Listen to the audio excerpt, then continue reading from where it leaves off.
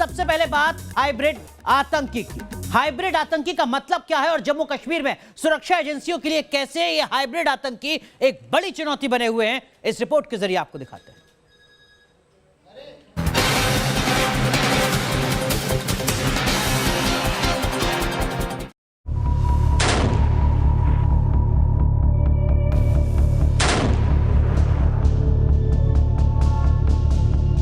वो ज्यादातर वक्त गुमनाम रहता है, वो धोखे से वार करता है, हमले के लिए एक सॉफ्ट टारगेट की तलाश करता है, टेरर फैक्ट्री के पार्ट टाइम आतंकी, हाइब्रिड आतंकियों से घाटी की सुरक्षा को चुनौती। ऐसे टेररिस्ट जिनका नाम आतंकियों की लिस्ट में नहीं है, वो हमला करते हैं और गायब हो जाते हैं।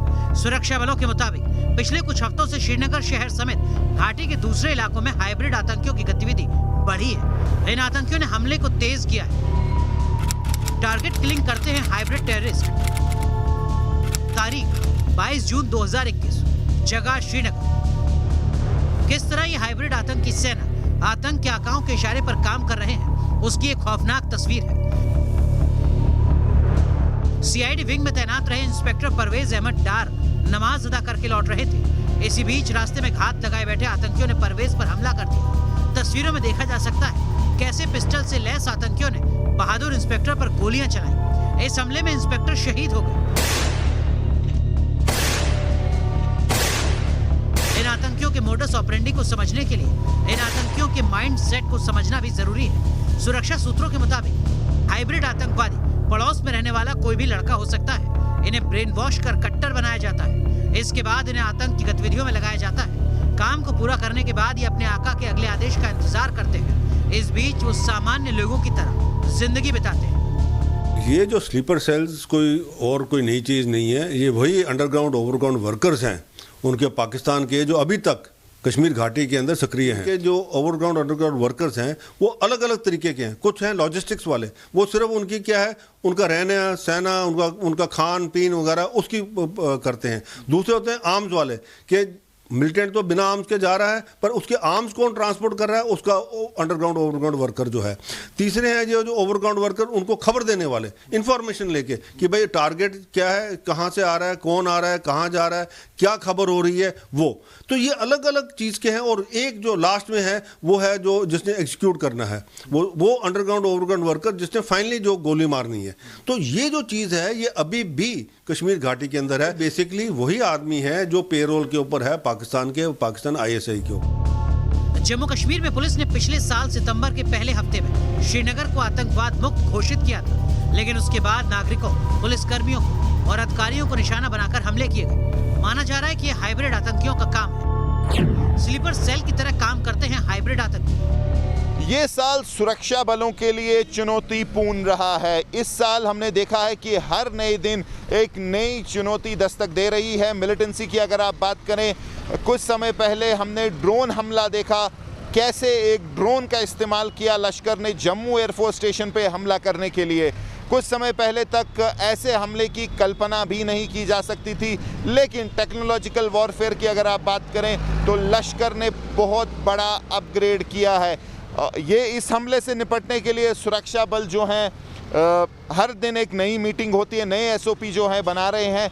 उसके साथ साथ अगर आप घाटी में जो एक और नया जो है चैलेंज आया है वो है हाइब्रिड मिलिटेंट का। हाइब्रिड का मतलब एक नए किस्म का जो है मिलिटेंट जो कि किसी तंजीम से एफिलिएशन नहीं रखता। जैसे हमने देखा था कि इससे पहले ज्वाइन करते थे नए लड़के, नए रिक्रूट, चाहे लश्कर, हिजबुल, जैश, लेकिन ये एक ऐसा मिलिटेंट है जो कि सिटी में मौजूद है।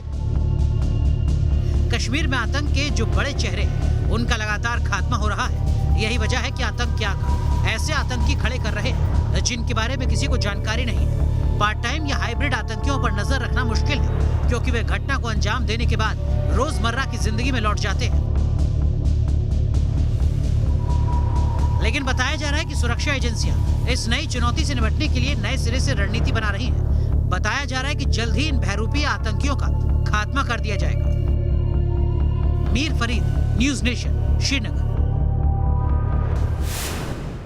तो एक तरफ आईएसआई पाकिस्तान ड्रोन वाली साजिश रच रहा है, हाइब्रिड आतंकी वाली साजिश रच रहा है, वहीं दूसरी तरफ हमारे सुरक्षा जवान ऑपरेशन ऑल आउट के तहत ऐसी तमाम साजिशों को नाकाम कर रहे हैं।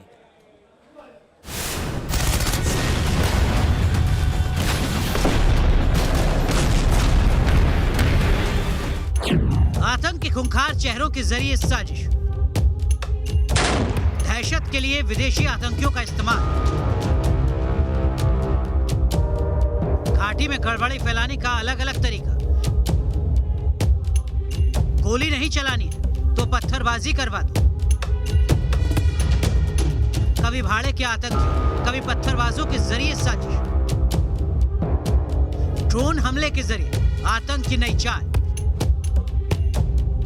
अब घाटी में आतंक का नया पैंतरा, अब हाइब्रिड आतंकियों के जरिए साजिश। सीधी लड़ाई नहीं लड़ सकते तो पीछे से वार करो, स्लीपर सेल के जरिए साजिशों का जाल बुनो।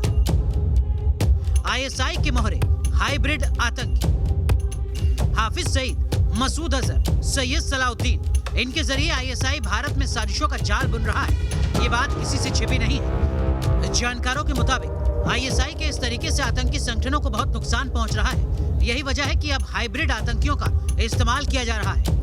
हताश आईएसआई हाइब्रिड आतंकियों के सहारे।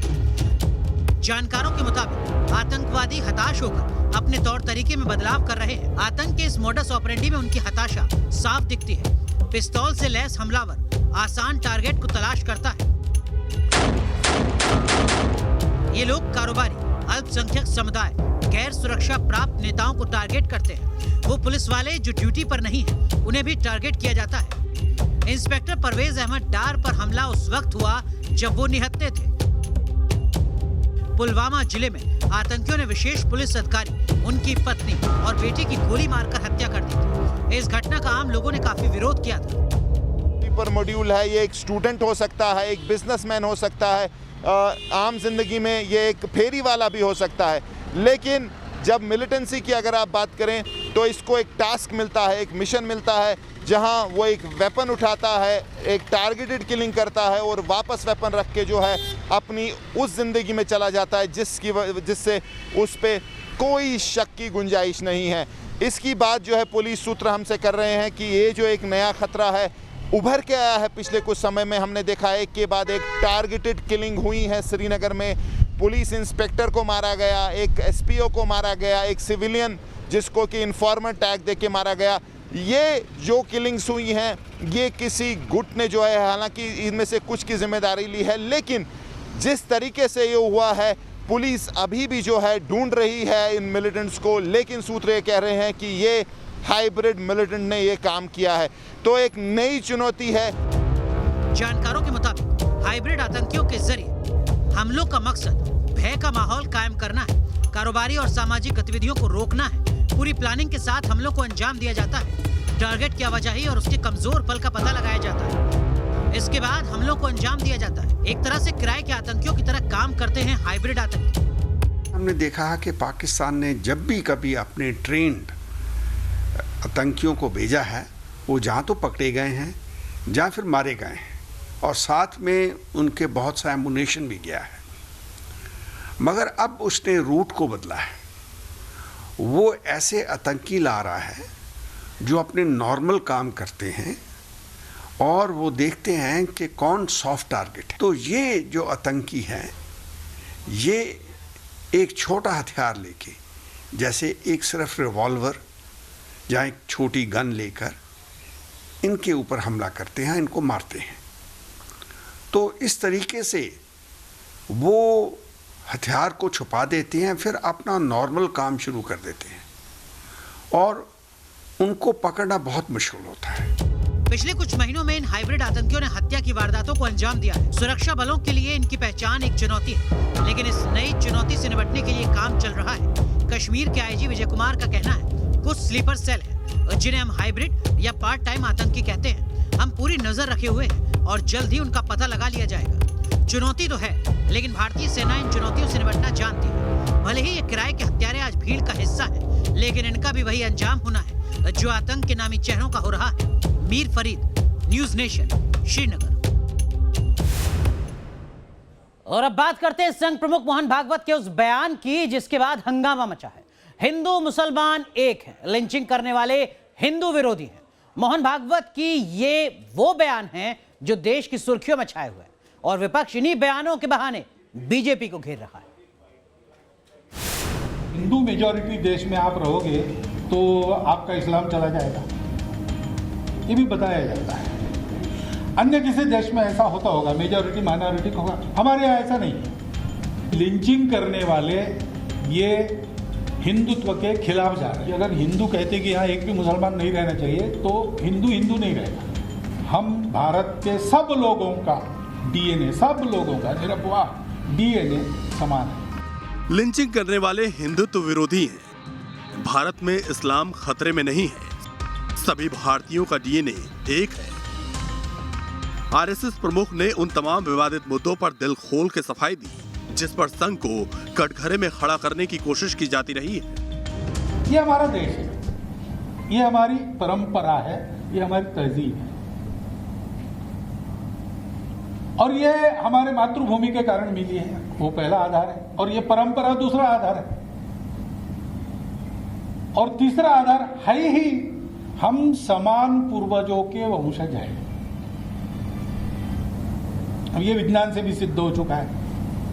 40,000 साल पूर्व से हम भारत के सब लोगों का डीएनए, सब लोगों का निरपवाह डीएनए समान है। रविवार को संघ प्रमुख ने गाजियाबाद में पूर्व प्रधानमंत्री पीवी नरसिम्हा राव के सलाहकार रहे डॉक्टर ख्वाजा इफ्तिकार की किताब वैचारिक समन्वय एक व्यवहारिक पहल रिलीज की। इसी दौरान उन्होंने अपनी राय जाहिर की। मोहन भागवत के बयान पर सियासी बवंडर खड़ा हो चुका है। मोहन भागवत के बयान पर सबसे तीखी प्रतिक्रिया आई AIMIM प्रमुख असदुद्दीन ओवैसी की तरफ से। पहले उन्होंने ट्वीट पर अपनी भड़ास निकाली, फिर उन्होंने कैमरे के सामने संघ पर वार किया। आरएसएस अगर मानती है कि मुसलमानों का लिंचिंग हो रहा है तो क्यों हो रहा है? करने वालों का क्या ताल्लुक हिंदुत्व की आइडियोलॉजी से है या नहीं है? और अगर हो रहा है तो क्या उनका रेडिकलाइजेशन अगर हुआ है तो उसका जिम्मेदार क्या आरएसएस और हिंदुत्व की आइडियोलॉजी नहीं है? और अगर ये है तो क्या आरएसएस उन लोगों का ओपनली कंडेमनेशन करेगा? एकता की बात भारत का संविधान करता है, हिंदुत्व नहीं करता है। भारत का संविधान में इंक्लूसिवनेस है। हिंदुत्व एक एक्सक्लूसिव आइडियोलॉजी है जो मोहन भागवत और आरएसएस पिछले 90 साल से उस पर अमल कर रही है। कहां एकता होगी? अपने भाषण में मोहन भागवत ने हिंदू मुस्लिम रिश्तों के तमाम पहलुओं को छूने की कोशिश की। मुसलमानों को भारत छोड़ने के लिए कहने वालों पर सवाल उठाए। हिंदू मेजॉरिटी देश में आप रहोगे तो आपका इस्लाम चला जाएगा, ये भी बताया जाता है।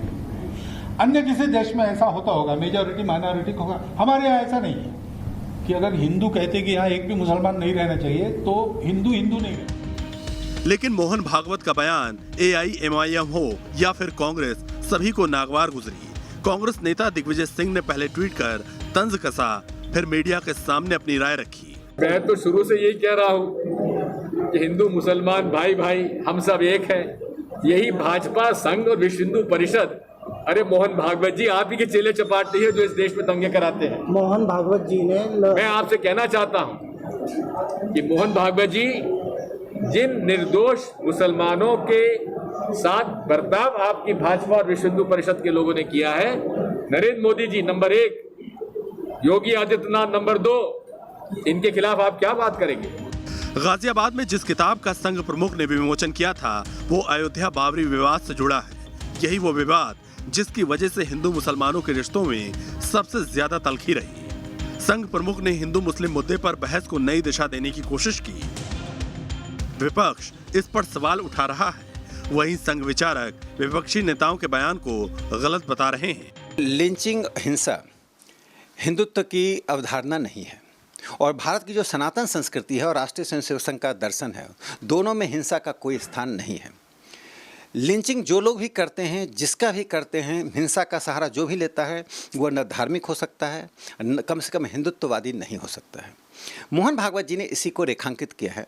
मैं ओवैसी से पूछना चाहता हूं कि प्रशांत पुजारी की जो हत्या की गई गौभक्त की, क्या वो मुसलमान था? तो इस प्रकार की जो हिंसक घटनाएं घटती हैं, जो जिहादी घटनाएं घटती हैं, और हिंसा और जिहादी दोनों घटनाओं की निंदा होनी चाहिए। मोहन भागवत जी ने एक बड़ी पहल की है और एक तरह से उन्होंने समाज को संदेश दिया है कि हिंसा का कोई स्थान हमारे हिंदुत्व के आंदोलन में नहीं है। संघ प्रमुख के खिलाफ खुद को सेक्युलर कहने वाले सियासी दलों का रुख बेहद तल्ख है, लेकिन एक विपक्षी दल ने संघ प्रमुख के बयान का समर्थन किया है। भागवत साहब ने जो बात कही है वो सही है, ये बात कोई गलत नहीं है। हम सब भारतीय हैं, हमारा डीएनए एक है। अगर हम सब भारत के नागरिक हैं, भारतवासी हैं, तो यहाँ धर्म का और जात का प्रश्न आता है कहाँ? सबका डीएनए भारतीय है, यही भागवत साहब ने कहा है और सरसंघ चालक जी ने जो कहा है उससे हम सहमत हैं। वैसे डीएनए का मुद्दा अक्सर चुनाव में उछलता रहा है। उत्तर प्रदेश में विधानसभा चुनाव से पहले अब संघ प्रमुख ने डीएनए को लेकर बयान पर सियासी बखेड़ा खड़ा हो चुका है। Team news nation.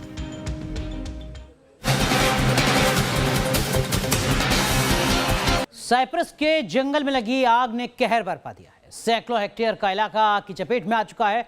आग से झुलसकर 4 लोगों की जान जा चुकी है।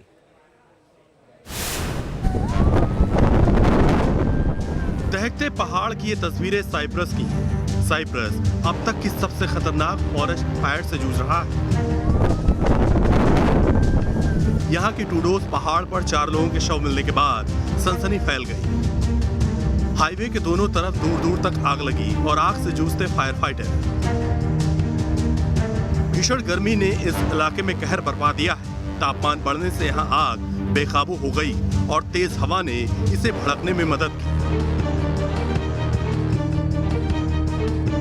साइप्रस के जंगलों में लगी आग बुझाने के लिए कई देशों ने मदद मुहैया कराई है। इसे देश के इतिहास की सबसे भीषण आग बताया जा रहा है। आग पर काबू पाने के लिए कई देशों ने विमान भेजे हैं। ग्रीस, इटली और इजराइल ने साइप्रस की मदद की गुहार के बाद सहयोग का भरोसा दिया है, जबकि ब्रिटेन के सैनिक मदद में जुट गए हैं। तेज हवा की वजह से जंगल की आग का दायरा बढ़ता जा रहा है। दक्षिणी लिमासोल जिले में आग फैलती जा रही है। आग के कारण कई गांव खाली करा लिए गए हैं। Team news nation.